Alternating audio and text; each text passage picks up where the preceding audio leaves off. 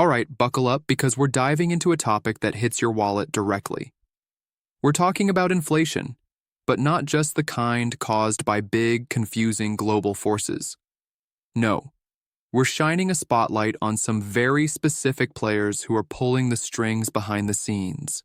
Private equity firms, or PE for short. Think of a PE firm like the ultimate high-stakes poker player. They gather massive piles of cash from super rich folks, giant pension funds, and other big institutions. But instead of buying tiny shares of companies on the stock market like you or I might, they buy entire businesses or huge chunks of real estate. Their game plan? Improve these assets and then flip them for a colossal profit. Sounds like regular business, right? Well, sometimes it is, but other times their improvements look a lot like making everyday life more expensive for us. Let's peek behind the curtain with some examples. The housing market, where home sweet home becomes asset sweet asset. Remember when buying a house was about finding a home? These days, thanks to PE, it's becoming more about competing with giants. The strategy. Instead of one family bidding against another, PE firms show up with truckloads of cash, hoovering up houses by the dozens, sometimes hundreds. This shrinks the number of available homes for regular folks, sending prices soaring because, well, basic supply and demand. Fewer cookies means higher cookie prices, even if those cookies are made of brick and mortar. Let's imagine a scenario. Picture the charming new development everyone's been eyeing. There are 100 shiny new houses. Suddenly, a firm named Cash Cow Estates LLC rolls in. They don't just buy one or two. They scoop up 30 of them in a single massive transaction. Poof. Now there are only 70 homes left for you and your neighbors. You find yourself in a frantic bidding war, and that dream house that was originally $400,000 suddenly needs to sell for $500,000. Why?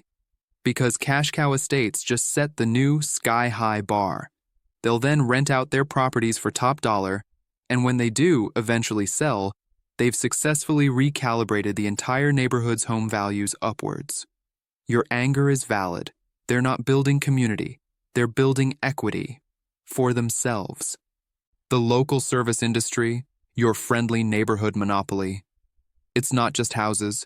The same playbook is being run on the folks who fix your leaky faucet or make sure your AC doesn't die during crazy hot summertime.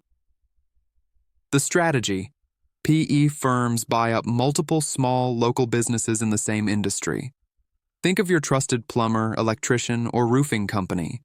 One by one, they get absorbed into a bigger entity, effectively wiping out local competition. Here's how it plays out. Say your town has 5 good, honest plumbing companies. Along comes Siphon and Squeeze Services Corporation. They buy out 4 of them, leaving just one tiny independent plumber standing. Before, if Plumb Perfect gave you an outrageous quote, you'd just call Drain Away Dudes for a better price. Not anymore. Siphon and Squeeze now controls most of the market. They've cornered the market on your leaky pipes. That $200 repair that was once standard?